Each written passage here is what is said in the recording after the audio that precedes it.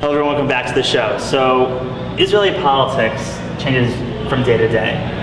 Tell us a little bit about your work.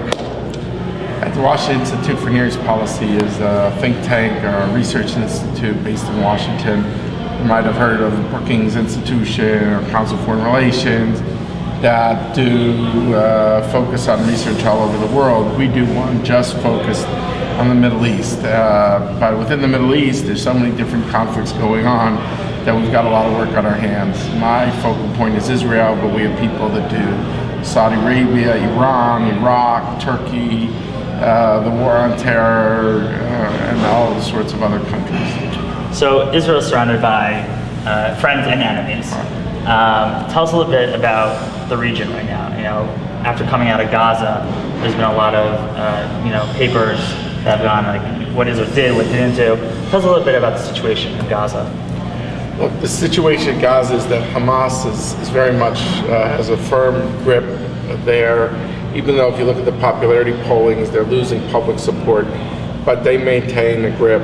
It's interesting, they don't want to go to elections. They've told Abbas that they would not agree to elections. So that to me shows they lack a sense of self-confidence. Right now there's a kind of an uneasy truce that goes on in Gaza between Israel and Hamas. It's sometimes punctuated by certain issues at the border, but for the most part it's quiet. The question is, how long will that quiet last? The only thing that's certain in the Middle East is uncertainty, so you have to be very careful about making bold predictions. And in your talks you mentioned there are people in the leadership now that sort of are really hopeful that there's going to be a change. And so there's a gentleman that started giving bank accounts to Palestinians. Salam Fayyad, the Prime Minister in the West Bank, has really been a leader of unusual capabilities. He's someone who has said publicly that his goal is to build up the Palestinian state through the ground up by building institutions. It's a very different view than Yasser Arafat, who had this culture of entitlement, saying we're occupied, therefore we're responsible for nothing, we're entitled to everything. You have Salam Fayyad, who comes at it from the exact opposite angle, who said we need a culture of accountability in our own societies. And you've seen now 7% growth in the West Bank. I think Israel gets some of the credit because as the security situation improves, Israel's been able to lift checkpoints, and that has facilitated some of the economic growth. You have a much more, I would say, measured view on the Palestinian side about what's going on among the radicals, and really there's a convergence of interest between Israel and the Palestinian Authority against Hamas. And while neither wants to admit it publicly, they're actually working very closely together now. And the big question now is Iran. What should Israel do? What's going to happen in the next 6 months, even a year?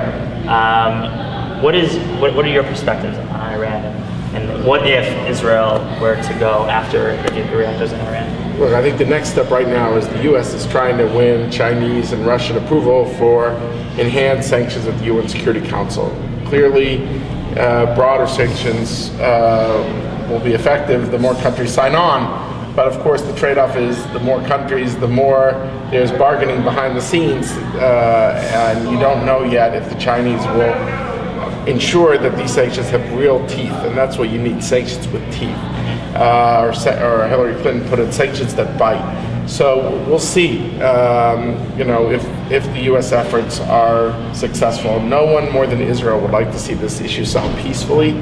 The question is whether sanctions will be successfully imposed and then successfully implemented. Those are big ifs. I think if that doesn't happen, I think to get to your question, the prospects of a strike on Iran grow, very considerably. I think it comes down to this: if you want this issue solved peacefully, back, sanctions with teeth. If you don't want sanctions with teeth, the likelihood is that you'll get much more of a military response. I think there's a possibility. Nobody wants it, but Israel may feel it cannot live in the shadow of an Iranian bomb.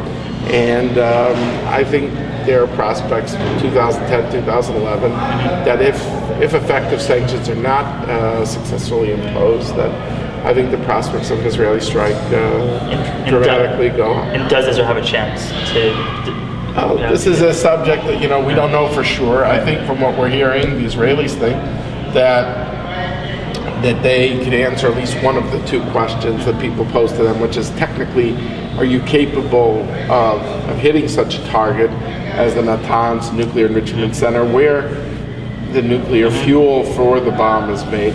But the other question is, well, what happens the day after the attack in terms of the region? And no one knows that for sure for an answer. So I think it's only a last resort. I think it's very important for people to understand that the United States and Israel want this solved peacefully, that the U.S. has made out, has extended its hand, but unfortunately has been met with a clenched fist from Iran. And Israel's kind of waiting nervously on the sidelines to see what will work. But if sanctions don't work, I think, this last resort is possible. I think we all pray that we don't have to get to that, and the Iranians will see the folly of their ways and they'll back off. But given past experience, it's hard to be optimistic that will be the case. Well, thanks so much for your time. Well, thank you for having me. And I look forward to hearing more about Israeli politics and solutions, hopefully, coming soon. Thank you very much. Thank you. All the best to you and your viewers. Thank you. As you can see, Israeli politics is very interesting. This is Aaron Herman, and thank you for watching.